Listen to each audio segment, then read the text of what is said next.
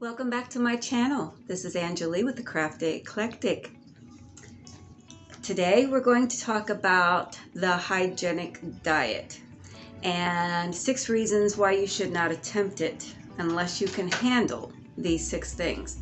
Okay, so just let me say, if you enjoy my videos, make sure that you click the like button, subscribe, and tap the notification bell to be notified of future uploads. And on that note, we will get right into today's topic, hygienic diet. First of all, what is a hygienic diet? I'm glad you asked. A hygienic diet is eating as close to the natural human species diet of fruits, tender leafy greens, sometimes some nuts. We don't add things like salt or herbs or spices because those things are irritating, and I'll make another video on that specific topic. But today, for this topic and this discussion, we're going to talk about the hygienic diet for those who already know about or are eating this diet. And for those of you who don't, stay tuned. I will give you a full detailed descriptive video on hygienic diet. Okay, so let's move first. Number 1, the first thing that you should be thinking about if you're planning on making the transition to a hygienic diet is taking responsibility for yourself. That is the most important step you can make when you make any kind of dietary transition, is taking responsibility for yourself. And that means you have to research, you have to do the work, you have to do the footwork, you have to do the homework, you have to be actively seeking knowledge. And that means when you change your diet, you can't just dive in head first and expect things to turn out perfectly. You have to know what you're doing. You have to become responsible for your body, for your mind, for your spirit. And you have to know what you're getting into before you get yourself into it. Like I said, hygienic diet, it's not a limited diet as far as diet goes, but to those who are eating a standard American diet, it's going to seem very limited until you get through the initial stages of your transition. And that requires time, and that requires baby steps. Okay, number 2, eating at home or taking food with you. When I became a raw vegan, I discovered that there weren't very many restaurants that could cater to my dietary needs. And so I learned how to make my food at home and pack it properly to take with me. And I would talk to the staff at the restaurants and explain to them, hey, I have a certain dietary regime, and is it okay if I just eat my own food here, and I'll buy something to drink or whatever, maybe a small salad as a token of my appreciation. And you can work around those things. And now there's more restaurants opening up than there was when I first went raw vegan, so there's more opportunities to get things that you can eat. Okay, so you have to become comfortable with prepping at home and taking food with you. Number 3, you have to be able to handle a simple diet free of stimulants. What are stimulants? Salt is a stimulant. Herbs are stimulants. Vinegar is a stimulant. Pepper, curry, turmeric, garlic, onion powder, or onions. Those are stimulants, and they are also really irritating to our gut biome. So if you can't make a meal out of a food that's supposed to be a food, chances are It's not a food for human consumption. I can take a bunch of bananas and I can sit down and eat those until I'm full and satisfied. I cannot go out to my garden and dig up a bunch of garlic and sit down and eat that until I'm satisfied, because guess what? I wouldn't make it past the first clove of garlic before feeling nauseous. You cannot eat herbs as a main meal. If you tried it, you will soon regret it. They are bitter. And we have a mechanism in our mouth that says, hey, this tastes great, let's eat it.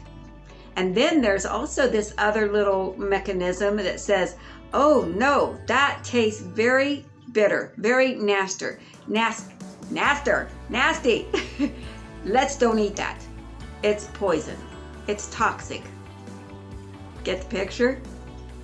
All right. Number 4.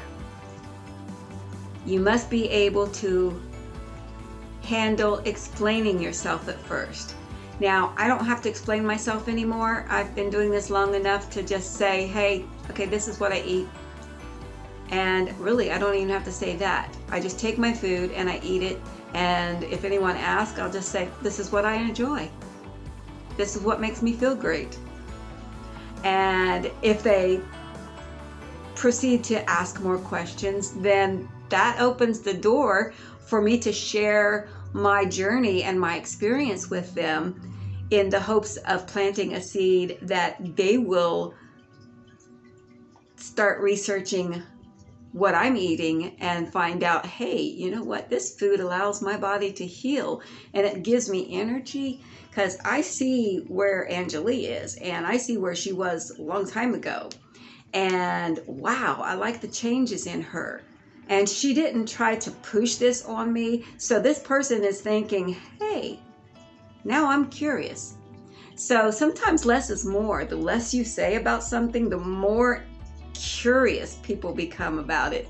And when they become curious and they start asking questions, there's your way in to share with them something that's enlightening and helpful. Okay, number 5, detoxing. You've got to be prepared for the big detox. I mean, sometimes it depends on how unhealthy you are and how quickly you transition. If you make a quick transition, you can expect something called Herxheimer's response. And that means you're going to go into a serious detox, a serious withdrawal, and you are going to overload your body with toxins. That's never good.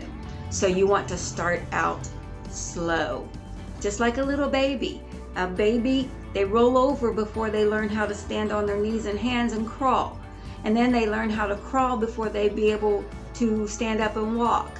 And then they have to learn how to walk well before they can run. Well, the same thing, anytime you're changing your dietary lifestyle, you've got to take baby steps. And I cannot stress this enough.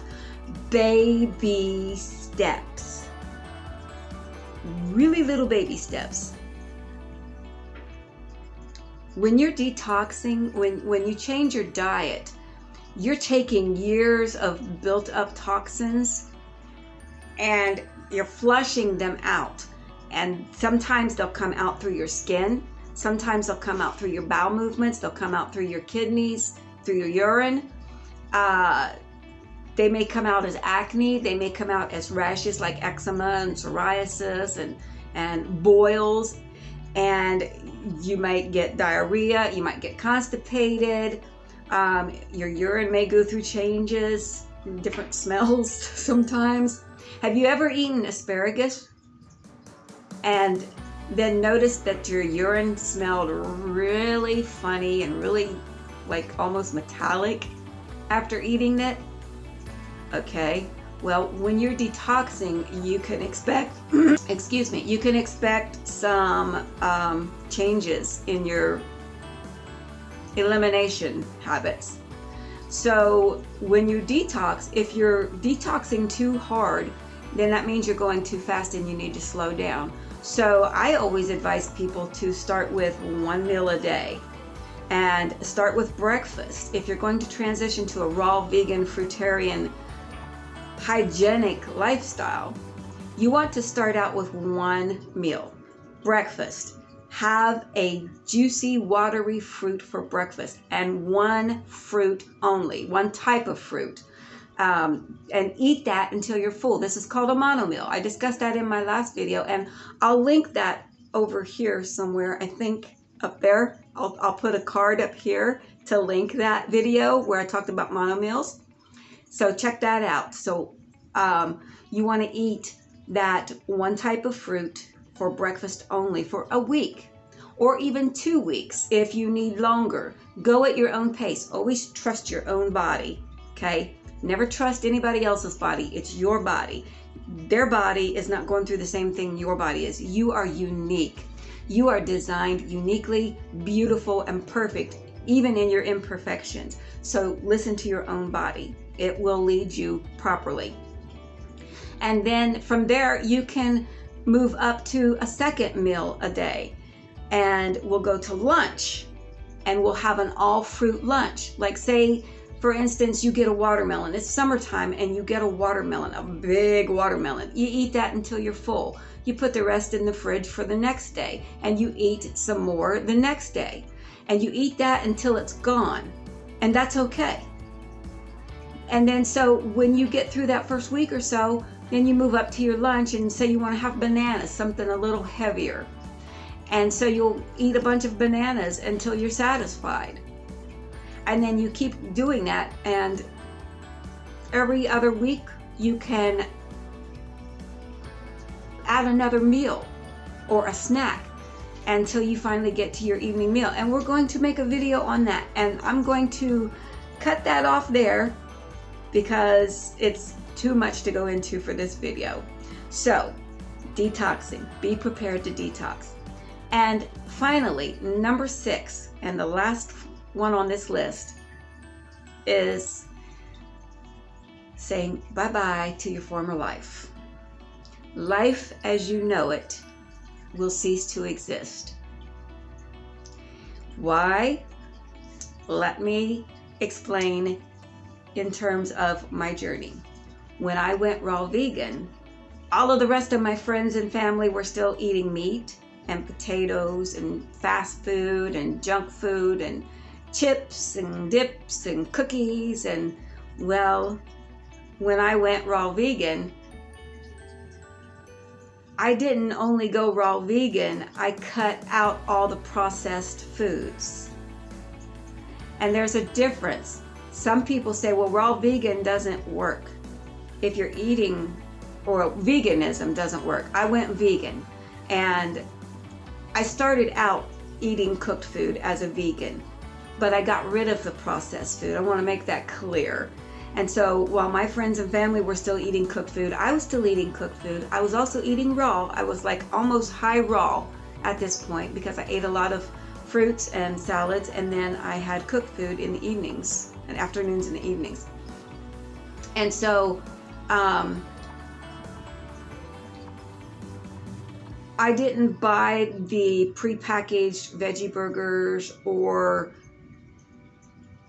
processed foods that were vegan because I knew better. I knew that all of the processing was taking the nutrients out of the food, but I still wasn't clear about how my nutrients were being taken out of the food by cooking it. And I thought I was doing good because I was lightly cooking it. However, cooking anything just denatures it, and we'll get into that more later. However, when I went raw vegan, I completely got rid of anything processed and anything cooked. I no longer ate popcorn, and I was eating a diet so different from everyone else that it was hard to be around my friends and family at first because they were eating all these foods that smelled and looked and tasted so yummy to me in my prior life as a omnivorous person. Omnivorian? A meat eater. Anyway, it was torment for me to be around that food for a long time. And so this is something that you have to think about. You're going to be around people. I isolated to save myself. I did this for health reasons. I didn't do it to be a part of a group or part of a clique or a part of any kind of movement. I did it to save myself. And so I had to isolate myself until I became strong enough and in the habit. So when you change a dietary lifestyle, you're changing a habit. You can't quit a habit. You can't just get rid of a habit. It has to be changed. No habit is broken. It is changed, and a new habit is installed. Okay? It's like in your laptop or your computer. The program has to be rewritten. You almost can't just delete something. There's always something left. You have to rewrite it. To my knowledge of how computers work anyway. That might not have been a great example, but anyways, we have to rewrite our program. We have to incorporate a new habit to replace, not get rid of, to replace the old habit. And that's what I mean by saying goodbye to your former life, because you no longer do the things you do. You don't go to the same haunts that you used to go to.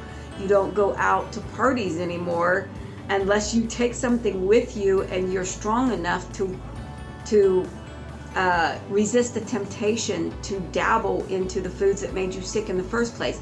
Hippocrates had a saying: you must first ask a person if they are willing to get rid of what made them sick in the first place in order to heal. You can't heal unless you're ready to get rid of what made you sick. And so I isolated to build up my stamina and my resistance to the temptations of all of those foods that I used to eat. Okay, I hope this has been very helpful. And if you have any questions, please leave a comment and give a thumbs up to my video. If you like the videos, subscribe, tap the notification bell that says all, and I'll see you on the next video. Peace, love, and fruitful days.